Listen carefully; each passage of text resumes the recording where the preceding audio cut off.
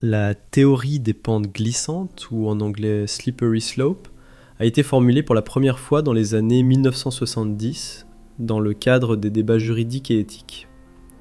L'idée, une petite décision peut en entraîner d'autres, de plus en plus extrêmes, jusqu'à des conséquences qu'on n'aurait jamais acceptées au départ. Ce concept s'est d'abord imposé dans la bioéthique. Si on autorise ça, alors qu'est-ce qui nous empêche d'aller plus loin ?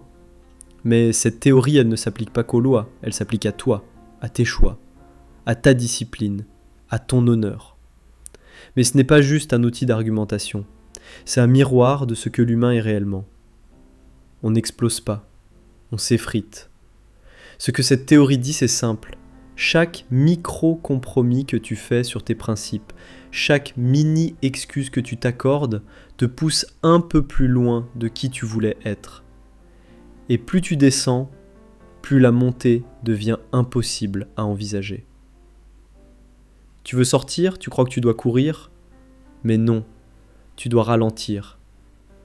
Parce qu'on ne remonte pas une pente glissante en sprintant, on remonte en plantant des crampons, des petits trucs solides, répétés.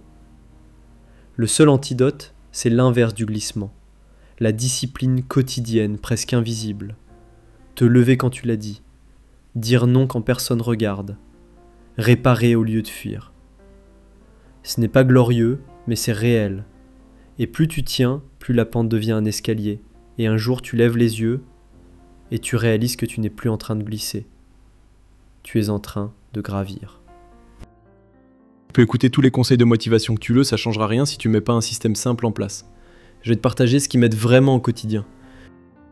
Je veux que tu écrives 3 objectifs, un à court terme pour 30 jours, un à moyen terme pour 1 an, un à long terme pour 10 ans. Mets-les dans une appli de notes ou sur un papier, peu importe. L'important c'est qu'ils soient clairs et visibles. Pourquoi ? Parce que garder ces objectifs sous les yeux augmente ta capacité à les atteindre. Une étude de Moraven, Baumeister et Thies montre que ces rappels externes t'aident à garder ta discipline plus longtemps. Ensuite, chaque soir, prépare ta journée du lendemain.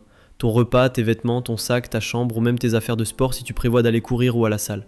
Cette préparation, appelée Implementation Intentions par les chercheurs, multiplie par 3 à 4 tes chances de réussir ton action, selon une étude de Goldwitzer. Je te propose aussi de créer 3 listes, la première sur les habitudes à construire, la deuxième sur les habitudes à laisser tomber, et la troisième sur des plages horaires où tu limites l'utilisation des écrans ou où tu te forces à être productif, par exemple lire, bosser ou passer du temps de qualité avec tes proches. Mets ces notes en fond d'écran ou glisse ton papier derrière ta coque de téléphone pour les revoir souvent sans y penser. Réduire la friction ainsi, c'est la clé pour agir sans lutter. B.J. Fogg, chercheur à Stanford, explique que ça augmente énormément tes chances de succès. Le matin, tu n'auras plus qu'à te concentrer sur l'essentiel. Plus de décisions inutiles, plus de résistance. Et le dimanche soir, prends 5 minutes pour noter ce que tu as fait dans ta semaine, donne-toi une note sur chaque point et prépare la suivante. Fais de ça une obsession saine. Pas besoin d'en parler à tout le monde ni de t'isoler. Le but, c'est le faire pour toi. Cette vidéo, c'est juste un petit format pour commencer. Rien de trop long, juste une idée, une méthode qui, je pense, peut vraiment t'aider.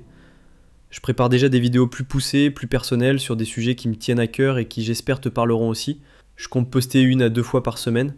Donc si ce genre de contenu te parle, reste dans le coin, c'est que le début. Prends soin de toi, on se retrouve très bientôt.